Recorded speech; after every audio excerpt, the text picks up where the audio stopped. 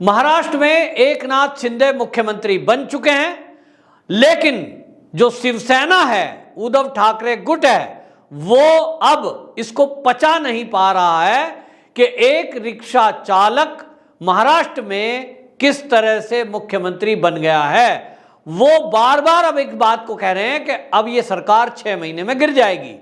जो एनसीपी के चीफ हैं शरद पवार, उन्होंने ये कह दिया कि ये सरकार ज्यादा दिन चलने वाली है नहीं, 6 महीने के अंदर ये सरकार गिर जाएगी, और इसलिए उन्होंने अपने कार्यकर्ताओं को कहा कि वो चुनाव की तैयारी रखें।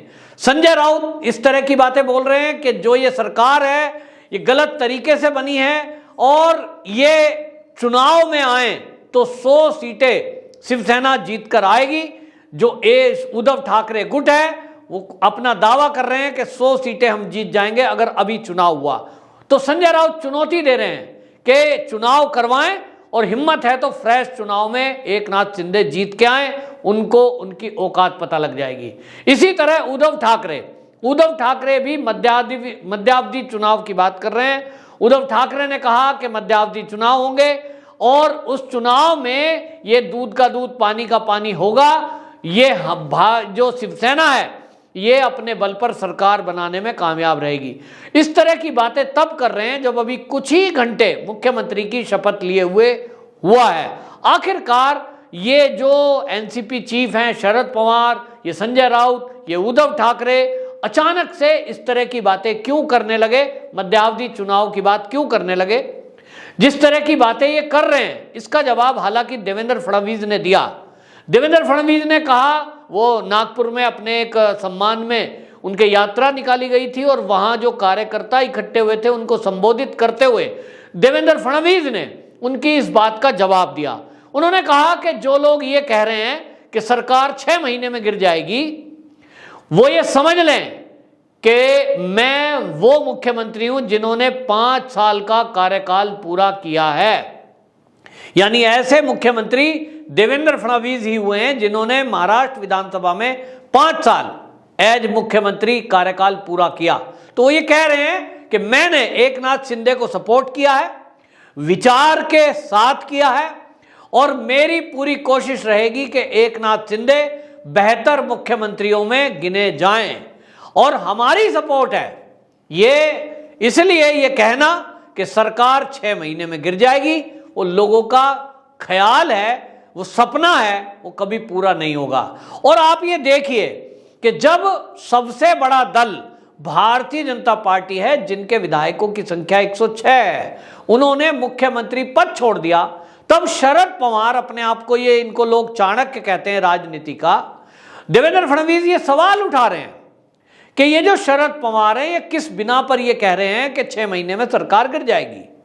शरद पवार बोलते हैं कि ये सरकार यूं गिर जाएगी क्योंकि जो ये गुट टूट करके गया है एकनाथ शिंदे के पास, इन लोगों को अभी मंत्रिमंडल नहीं बंटवारा हुआ है।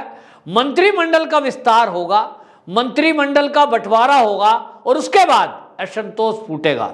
उन्होंने कहा है कि ये जो गुट टूट कर गया है, असंतोष के कारण ये वापसी उद्धव ठाकरे गुट में शामिल होंगे। इसको एकनाथ शिंदे जी ने जवाब दिया, देवेंद्र फडणवीस ने भी जवाब दिया है कि अभी तो मंत्रिमंडल का बंटवारा ही नहीं हुआ। दूसरी बात रही भारतीय जनता पार्टी की, तो भारतीय जनता पार्टी के 106 एमएलए हैं, और उसमें जब खुद मर्जी से जो विधायक दल के उनके नेता हैं, जो देवेंद्र फडणवीस हैं, जो वहां सीनियर लीडर हैं, उन्होंने खुद ही अपने आप उप मुख्यमंत्री पद स्वीकार किया है, तो बाकी लोगों का तो सवाल ही नहीं उठता कि मंत्री पद को लेकर के कोई विद्रोह करेगा। रही बात एकनाथ शिंदे जी के साथ जो शामिल हुए हैं, जो उद्धव गुट को छोड़ करके आए हैं, अभी उसमें से 39 एमएलए आए हैं। खबरें ये भी हैं कि विधायक के अलावा सांसद भी एकनाथ शिंदे के साथ आने को तैयार हैं।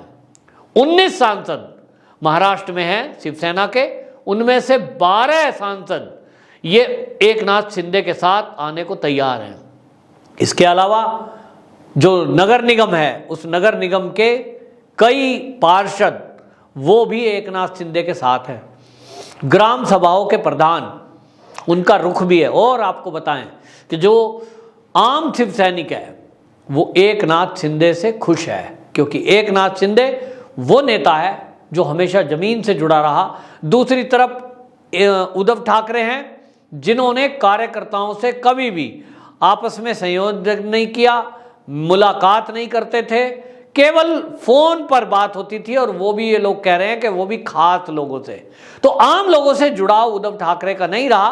अब उद्धव ठाकरे ने जिस तरह से सरकार चलाई उनको लेकर के उनके विधायक ही पोल खोल रहे हैं, और एकनाथ शिंदे ने भी विधानसभा में जो भाषण दिया था उसमें उन्होंने वो कारण भी गिनवाया था जिस कारण से वो उद्धव ठाकरे से अलग हुए। उन्होंने कहा कि ये जो सरकार चली महाविकास अघाड़ी, इसमें हमने कांग्रेस से सहयोग लिया, लेकिन इस कांग्रेस के गठबंधन के कारण हम कभी भी वीर सावरकर के बारे में बात नहीं करने देने थे। हमको रोक दिया जाता था अगर वीर सावरकर पर कोई बात करे, हिंदुत्व के मुद्दे पर कोई बात करें, शिव सैनिकों को रोक दिया जाता था। और इसके कारण से एकनाथ शिंदे और इनके साथ जो विधायक हैं उनके मन में ये बात आई कि महाराष्ट्र में जहां वीर सावरकर पैदा हुए, अगर वहां के लोग वीर सावरकर को सम्मानजनक बात नहीं कह पाएंगे, उनके बारे में बात नहीं कर पाएंगे, उनको वहां अपमानजनक शब्द बोले जाएंगे राहुल गांधी के द्वारा, और ये मौन रहेंगे, तो ये चलने वाला नहीं है। और इसलिए उनको उनकी अंतरात्मा ने कहा ऐसी सरकार से क्या फायदा जहां आपकी विचारधारा ही ना मिलती हो। ये अंदर का विचार था। लोगों के काम नहीं हो रहे थे, लोगों के काम ना होने के कारण शिव सैनिकों में भी आक्रोश था, लेकिन उसको कोई बोल नहीं सकता, क्योंकि परिवारवादी जो पार्टियां हैं उन पार्टियों में एक परंपरा है कि परिवार के विरुद्ध कोई बोलेगा तो उसे गद्दार घोषित कर दिया जाता है। इसी तरह आप देखें एकनाथ शिंदे को भी बागी शब्द कहा गया। ये बगावत नहीं है, ये एक तरह से अपनी विचारधारा को उन्होंने प्रकट किया है कि जो शिवसेना की मूल आत्मा है, जो विचारधारा है, उस पर जब काम नहीं हो रहा तो फिर सरकार चलाने में, बने रहने में क्या फायदा। बहुत सारे विधायक ये कह रहे थे कि अब 2.5 साल बीत गया, 2.5 साल बाकी रहा है, उसके बाद जब वो जनता के बीच जाएंगे क्या मुंह दिखाएंगे, क्योंकि लोगों का कहना यह है, विधायकों का, कि उन्होंने अपने क्षेत्र में काम भी नहीं किए। क्यों नहीं किए? क्योंकि काम करने नहीं दिया। एनसीपी के जो विधायक थे ज्यादातर उनको धन मिला है अपने क्षेत्र में काम करने का, यानी एक तरह से एनसीपी मजबूत होती रही महाविकास अघाड़ी में। और इस 2.5 साल के कार्यकाल में एनसीपी के लीडरों ने जहां एक तरफ काफी धन कमाया, अपने क्षेत्र के काम भी किए, ऐसा कहना है एकनाथ शिंदे गुट के विधायकों का। अब ऐसे में कुछ घटनाएं जिनका जिक्र एकनाथ शिंदे ने भी किया था कि पालघर में साधुओं की हत्या, उसके बाद सरकार का मौन रहना, सुशांत सिंह राजपूत की हत्या, उसमें पुलिस की भूमिका, दिशा सालियान की हत्या, उसमें बॉलीवुड की भूमिका, नशे का कारोबार, उसमें नवाब मलिक की भूमिका, और पुलिस और अपराधियों का गठजोड़, उसमें पूर्व गृह मंत्री रहे अनिल देशमुख की भूमिका, और करोड़ों रुपए का जमीनों का घोटाला, इन सब से शिवसेना की छवि खराब हुई। और उद्धव ठाकरे इन सब मुद्दों पर मौन रहते थे, और यहां एनसीपी के जो लीडर हैं वो मजबूती प्राप्त कर रहे थे अपने संगठन में, वो लोगों के काम भी कर रहे थे और पैसा भी कमा रहे थे। ये कहना है एकनाथ शिंदे गुट का। अब ऐसे में संजय राउत किस बिना पर दावा कर रहे हैं कि अगर चुनाव हो गया तो 100 से अधिक वो सीट लेके आएंगे, वो अपने बल पर सरकार बना सकते हैं, ऐसा दावा कर रहे हैं। उनको जमीनी हकीकत शायद पता नहीं है। उनको जमीनी हकीकत पता हो तो पता चलता कि आज महाराष्ट्र की जनता का मूड क्या है। ये जिस तरह की बातें आप देखें कि इसी अहंकार के कारण, सच्चाई को स्वीकार ना करने के कारण, चाहे वो संजय राउत हो, फिर चाहे वो संजय राउत हो, फिर चाहे उद्धव ठाकरे हो, फिर चाहे वो शरद पवार हो, उनको ये अगर समझ में आए कि राज्यसभा का चुनाव हुआ तो आपने मात खाई, एमएलसी का चुनाव हुआ तो आपने मात खाई, इससे ये समझना चाहिए कि उसके बाद विधानसभा में अध्यक्ष पद का चुनाव हुआ तो भी आपने मात खाई। और अब सरकार बनाने के टाइम जिस तरह से अंतिम क्षणों में भी 2 विधायक उद्धव ठाकरे गुट को छोड़कर अंतिम क्षण में एकनाथ शिंदे के साथ मिले, इसका मतलब बिल्कुल स्पष्ट है कि अभी लोगों को वो चीजें क्लियर हो रही हैं, जैसे जैसे क्लियर होती है कि उनका शिवसेना का असली लीडर कौन, विचारधारा चलाने वाला कौन। जब ये बात विचार चलती है तो उनको दिखाई दे रहा है कि उद्धव ठाकरे तो वो व्यक्ति है जो अपने पद के लिए विपरीत विचारधाराओं की गोद में भी, उनके विचारधारा की राजनीतिक पार्टियों के गोद में भी बैठ सकता है। कांग्रेस जैसी विपरीत विचारधारा की पार्टी से मिलकर सरकार बना सकता है और 2.5 साल के कार्यकाल में अपने आप को आइसोलेट करके कार्यकर्ताओं से दूर केवल वर्चुअल वर्ल्ड में जीने वाला व्यक्ति उस पार्टी का क्या भला कर सकता है, ऐसा विचार शिव सैनिकों का है। तो ऐसे में यदि मान भी लें कि मध्यावधि चुनाव होता है तो क्या शिवसेना के हाथ फिर से सत्ता आएगी, बड़ा सवाल है।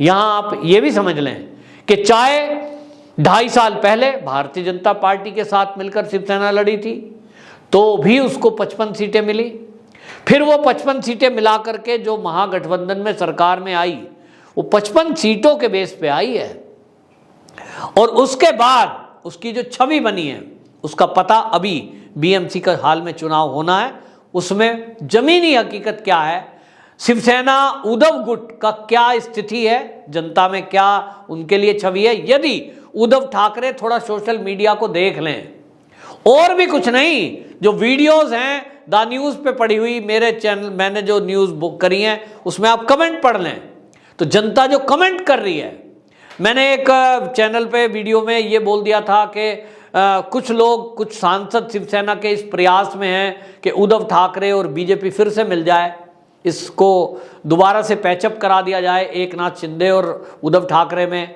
तो इस पर भी महाराष्ट्र की जनता कमेंट कर रही है और वो कह रही है कि उद्धव ठाकरे सही आदमी नहीं है, वो जनता का कोई लेना देना उनसे नहीं है, शिवसेना की विचारधारा चलाने वाला व्यक्ति नहीं है, और ये बीजेपी की बहुत बड़ी भूल होगी कि यदि वो शिवसेना से वापस मिल जाए।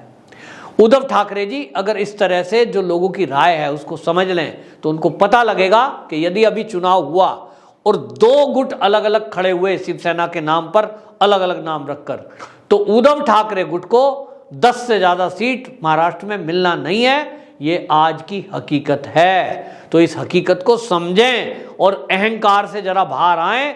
वो अब उनकी तरफ से जितने भी शिव सैनिक हैं विचारधारा वाले, बाला साहब ठाकरे जी की विचारधारा वाले, वो छिटक कर एक नाथ शिंदे के साथ आ चुके हैं, और एक नाथ शिंदे वो मजबूत नेता इस समय बन चुके हैं कि वो शिवसेना जो पार्टी है उसके भी कुछ दिनों बाद अध्यक्ष बन सकते हैं। ऐसी कुछ बातें सामने आ रही हैं। वंदे मातरम।